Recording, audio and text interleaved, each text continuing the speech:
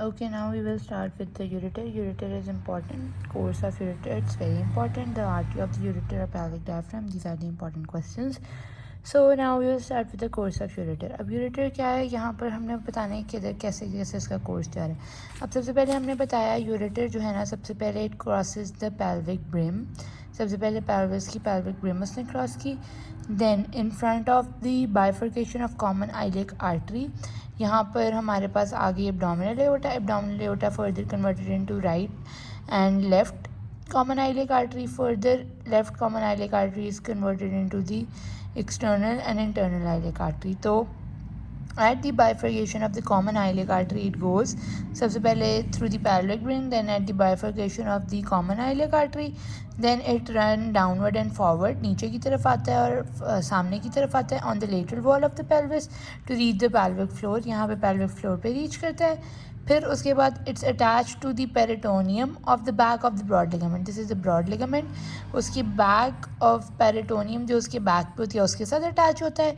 फिर उसके बाद beneath the passes beneath the uterine artery. This is the uterine artery. तो उसकी बीनीथ मतलब उसके नीचे से गुजरता है. तो ये यूरेटर यहाँ पर उसके नीचे से गुजरा.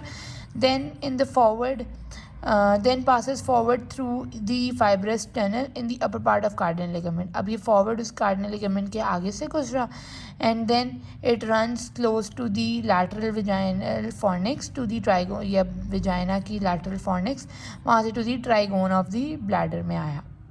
Running 1 centimetre through the bladder wall. ये 1 सेंटीमीटर ब्लैडर वॉल से गुजर के ट्राइगोन ऑफ दी ब्लैडर में एंटर हुआ. तो ये यूरेटर इस तरह ये इसका कोर्स था. कैसे, सबसे पहले ये पैल्विक ब्रिम से क्रॉस किया, फिर at the bifurcation of the common iliac artery, फिर वहाँ से थोड़ा सा नीचे आया in the lateral wall of the pelvis, pelvis की लैटरल वॉल में, फिर on the back of the या फिर आप कह सकते हो attach to the back of the broad ligament and beneath the uterine artery. Then come forward in the forward to the upper part of the cardinal ligament, then to the lateral fornix of the bladder, lateral fornix of the vagina, lateral fornix of the vagina, then through this into the trigone of the bladder by passing through the 1 centimeter through the bladder wall into the trigone of the bladder. यहाँ पे vaginal fornix की lateral wall में भी से भी गुजर कर आता है. तो this is the course of the ureter. This is important. Now the ureter damage, ureter can get damaged during hysterectomy. How it can get damaged? It can get damaged from being cut or tied. कि hysterectomy में या तो cut हो जाए या फिर इसको बांध दिया जाए तो उससे डैमेज हो सकता है, या फिर में undergo necrosis because of the interference of its blood supply.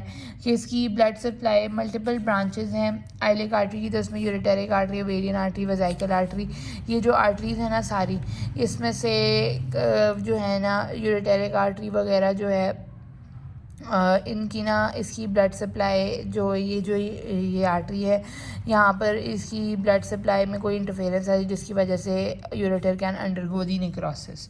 तो या तो वो कट हो या टायर हो या ख़ुद यूरेटर, या फिर इसकी ब्लड सप्लाई की इंटरफेरेंस की वजह से इसमें नेक्रोसिस होगी, या फिर कोई सिस्ट है, या फिर कोई सिस्ट है जो कि ग्रो कर रही है between the layers of the broad ligament. Broad ligament की जो लेयर्स हैं उनके दरमियान जो है कोई सिस्ट ग्रो कर रही है, तो फिर उसमें जो यूरेटर है वो फंस जाता है, डिस्प्लेस्ड हो जाता है. फिर हमारे पास क्या है, site of ureter injury during the total abdominal hysterectomy. तो वो यही है cardinal ligament where ureter cross uterine artery, tunnel of Wertheim's, intramural ureter, dorsal to the infundibulo pelvic ligament और लैटरल पैल्विक साइड वॉल. अब pelvic diaphragm क्या होता है? Pelvic diaphragm क्या होता है? ये पैल्विक, ये जो है ना मसल्स का बना होता है, बेड ऑफ द मसल्स होती है जो कि फ्लोर ऑफ द पैल्विस बनाती है विच सपोर्ट द पैल्विक ऑर्गन्स. तो पैल्विक डायफ्राम में फीमेल में 3 ओपनिंग होती हैं, एनल कैनाल, वेजाइना और यूरेथ्रा की ओपनिंग होती है.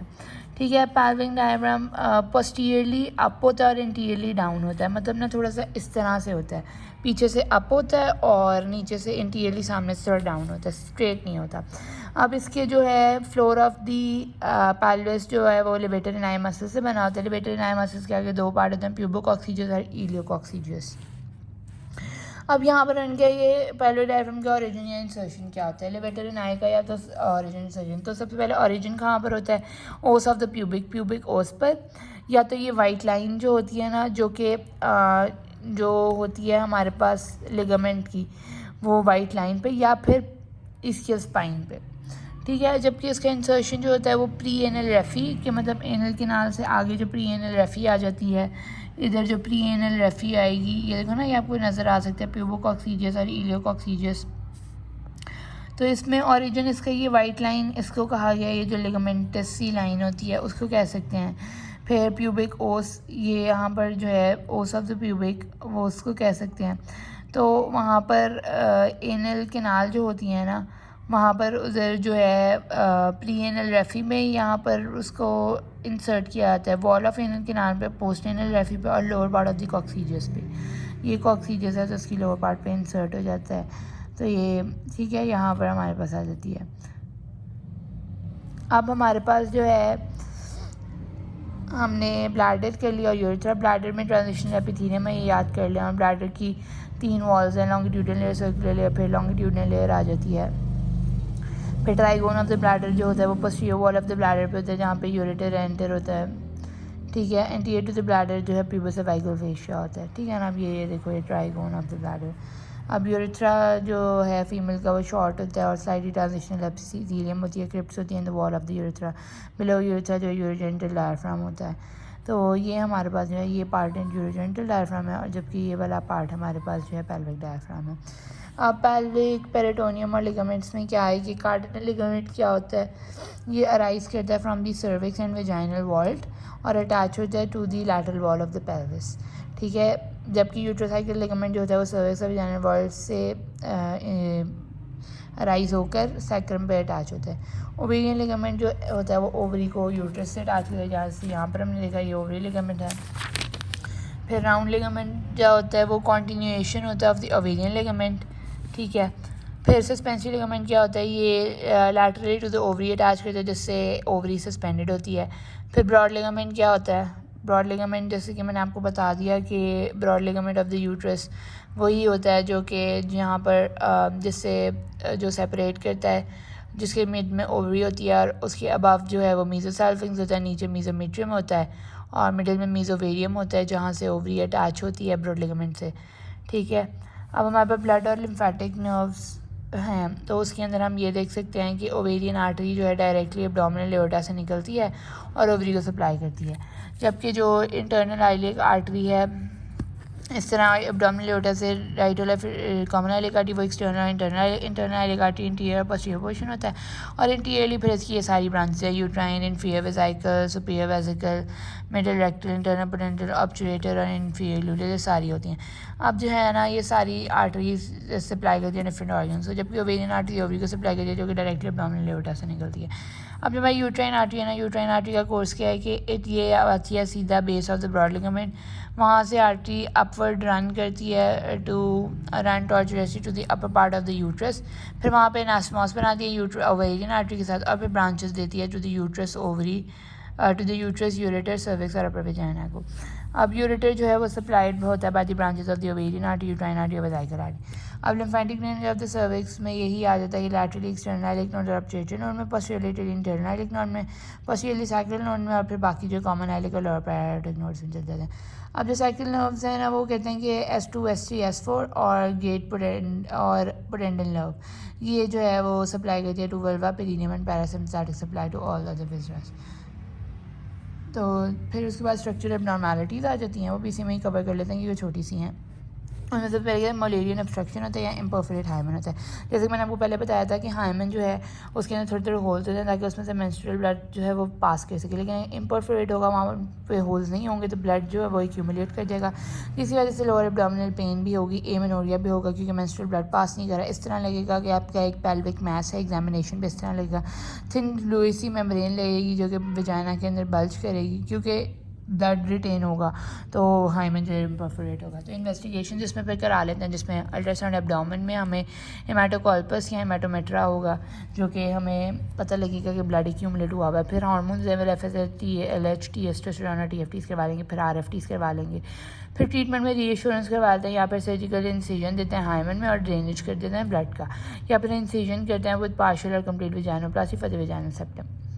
फॉलोअप में हम क्या करेंगे कि पोस्ट इंस्पेक्शन करेंगे आफ्टर 1 to 2 वीक, और मेंस्ट्रुअल सेपरेशन करेंगे OCP से थोड़ी देर के लिए 43 मंथ, ताकि मेंस्ट्रुएशन ना हो, क्योंकि थोड़ा उसको हीलिंग में भी टाइम लग सकता है।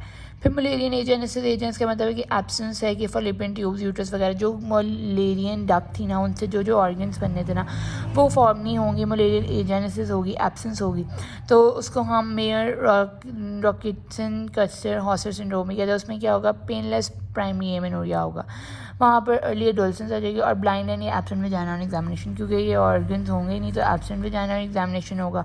लेकिन इसमें एमेनोरिया भी नहीं होगा क्योंकि यूट्रस वेजाइना भी नहीं होगी, और पेनलेस होगा। लेकिन ये अब इसमें अल्ट्रासाउंड एब्डोमेन करवा लेंगे तो यूट्रस एब्सेंट होगा, लेकिन उसमें ओवरीज तो प्रेजेंट होगी ना, क्योंकि ओवरीज इससे नहीं बन रही थी। हार्मोन्स लेवल करवा लेंगे, फिर उस ट्रीटमेंट है, काउंसिल करेंगे कि अनएबल टू बेयर चाइल्ड, तो उसको हम कहेंगे सरोगेसी वगैरह करवा ले, बट इट्स नॉट, ठीक है। फिर उसके बाद हम कहेंगे कि वेजाइनल डायलिटेशन होती है या वेजाइनोप्लास्टी होती है नॉर्मल इंटरकोर्स के लिए। फिर मलेरियन डुप्लीकेशन हो सकती है या फ्यूजन हो सकती है कि यूट्रस या तो सेपरेट है या तो कम्प्लीटली इस तरह 2 सेपरेट यूट्रस बने हुए हैं फॉलिपियन ट्यूब्स के साथ, या तो फिर क्या है कि बाइकॉर्नुएट यूट्रस हैं, कि एक ही यूट्रस है उसके अंदर 2 हमारे पास वो आ रहे हैं, हॉर्न्स आ रहे हैं, तो इस तरह हो सकता है। तो ये that's all for this chapter.